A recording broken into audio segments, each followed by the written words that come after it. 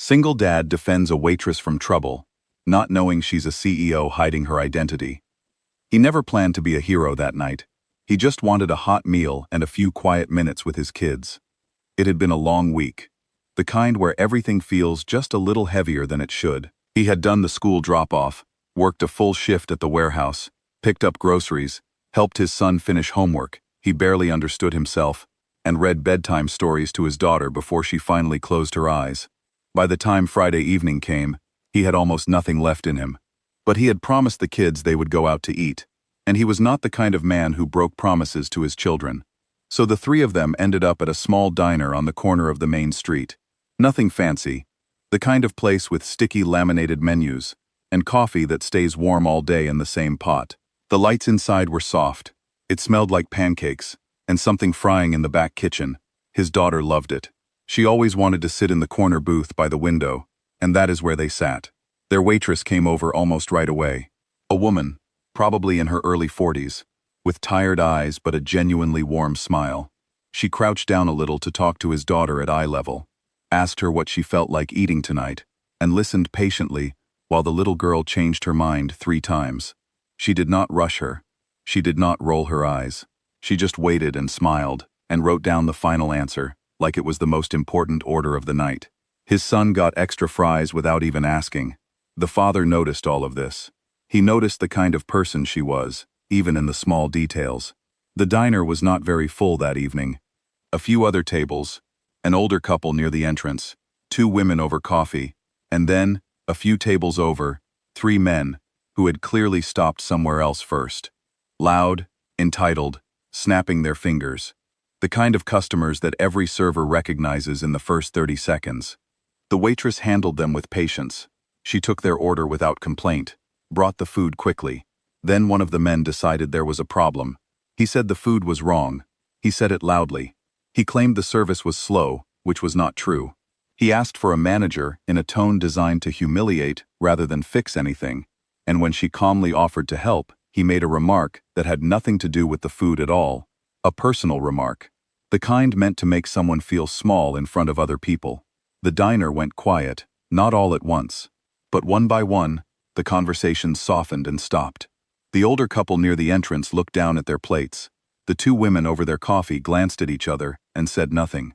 The young manager near the counter suddenly found a very important reason to look at something behind him. His daughter had stopped coloring in the little paper menu they had given her. His son had put down his fork. They were both watching. He sat there for a moment. He was thinking about whether this was his business. He had 2 small children with him. He was tired, and he did not want a scene. But then he looked at his kids, and he remembered something his late wife used to say. Children do not learn from what you tell them. They learn from what they see you do. He got up, he walked over to the table, and he stood there, calm and steady. He was not aggressive. He did not raise his voice. He did not make any threats. He simply looked at the men and said, in a very even tone, that the woman they were speaking to was doing her job, and that she deserved to be spoken to with basic respect. He said it once. He did not repeat himself. He did not need to. One of the other men at the table laughed a little and asked him what his problem was. He said he did not have a problem. He just believed that how you treat people says everything about who you are, and he did not want his children sitting 10 feet away, watching someone be treated like that. There was a long pause. The man looked at him, then looked at the kids in the booth. Something shifted. Maybe it was the children. Maybe it was something in the father's eyes, the look of a man who had been through enough to not be afraid of a moment like this. The men backed down. They made noise about it, the way people do when they want to seem like they are choosing to leave. They put cash on the table and walked out. For a second, no one moved. Then the older man near the entrance gave one slow nod, like something had been confirmed. The 2 women at the coffee table looked at the father with a look that was hard to describe, something between relief and something more complicated. He walked back to his booth. His son stared at him like he had never quite seen him before. His daughter climbed onto his lap without saying a word. The waitress came over a few minutes later. She set down a slice of pie that nobody had ordered and said it was on the house. She looked at him and said, quietly, "Thank you. You really did not have to do that." He shook his head. "My kids were watching," he said. That was all. She smiled at him and went back to work. What he did not know What he had no reason to know was that this woman, this tired waitress in a small diner, was not who she appeared to be. Her story was this. She had grown up where money was always tight. Her mother had worked in places like this for most of her life. She had watched that as a child and decided young that she would build something that would last. And she had. After years of hard work and doors closing before other ones opened, she had built a company from almost nothing. A logistics company. The kind most people never think about, but that keeps supply chains moving across the country. By her early 40s, she was running an operation in over 10 states, employing hundreds of people, and generating hundreds of millions in revenue. Business publications had written about her. She had sat across tables from people who run some of the biggest companies in the world, but none of those people knew where she was right now. 6 weeks earlier, everything had become very difficult, very fast. There was a challenge from within the company's board. Someone she trusted deeply, a senior person she thought of as a friend, had been quietly working against her, and a larger outside company was trying to take over everything she had built. All of this had landed at once, and for the first time in her career she felt something she could not name. Not fear exactly, something more like being lost inside her own life. She had driven to this small town on a Tuesday, for reasons she still could not fully explain. Her mother had grown up here. She had visited once as a child, and never forgotten the slowness of it. She told her assistant she needed a few days. That turned into weeks, and somewhere in those weeks, she had found herself asking the diner owner if they needed help, because she needed something to do with her hands. Something with no spreadsheets or board calls attached to it. She had not expected anyone to look after her. She had not expected anyone to even see her. In the days that followed, the father and his children kept coming back to the diner. It became a kind of routine. Most evenings he would come in after his shift. The kids would order their usual things, and she would stop by between orders. Just talk. About small things at first. His daughter's school, his son's book, what the town used to look like. Then about bigger things. He told her about his wife. Not all at once, but in pieces. He told her she had been gone 2 years now. That she had been funny and direct, and not afraid of anything. That the hardest part was not the grief itself, but the fear that his children would one day not remember her clearly enough. She listened without saying the wrong things, the way people sometimes do when they are uncomfortable with sadness. She just listened. One evening, after the diner had emptied out, and his daughter had fallen asleep against her arm in the booth, he said gently that she seemed like someone holding a lot. She was quiet for a moment, then she said yes. She told him she ran a company, a large one, that someone she trusted had let her down badly, that she had come here to think and to remember something she had lost sight of. He nodded slowly. Then he said his wife used to tell him that whatever you are building, the only thing that actually matters is the people inside it. The rest is just structure. She looked at him for a long time after that and did not say a word.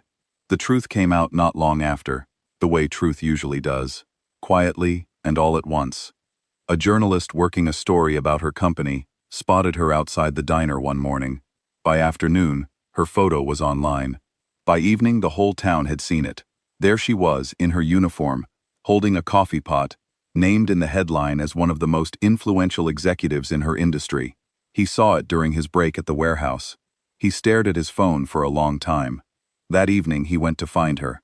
She was already outside, waiting, because she had known this was coming. He told her she should have told him the truth. Not angrily, just honestly. She said he was right. She said she was sorry. And then she said something that she had not planned to say, but that came out anyway. She said that every single thing she had ever told him was real. The company was real. The pain of the past few months was real. And the person sitting in that booth with his children, the one who had felt, for the first time in years, like a normal human being rather than a title, that was also real. Maybe the most real she had been in a very long time. He looked at her for a moment. Then he said, "My daughter fell asleep on your shoulder," she said quietly. "I know. That was one of the best things that has happened to me in years." She went back to the city the following week. She walked back into the fight she had been avoiding, except now she was not avoiding anything. She went into a board meeting and laid out a plan that was honest, bold, and built around the people inside the company. It worked. The takeover attempt failed. The person who had betrayed her was removed. Things did not return to normal. They never do. But they moved forward, and that was enough. He stayed in town for a while longer, still tired, still carrying things, but something in him had shifted quietly, the way real changes usually happen. He had remembered that he was more than the grief he had been living inside. She called him eventually. She gave them both time first. But she called, and they talked like two people who had already shown each other something real. She mentioned a role in her company. His background, she said, was being wasted. She made clear it was entirely his choice. He thought about it for weeks. He talked it over with his kids. He sat in his kitchen at night, the way he sometimes did, and had the kind of quiet conversation you have with someone who is no longer there, but whose voice you still know by heart. Then he said yes. There is no neat ending here. Life does not work that way.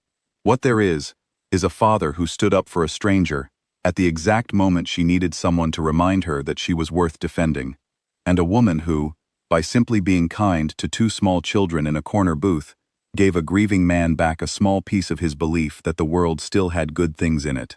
Neither of them was looking for anything that night. That is usually how the most important things find you. His daughter still asks about the waitress sometimes. He tells her she was someone who was trying to find her way home. Did she? The little girl asks. He smiles. Yeah, he says. I think she did.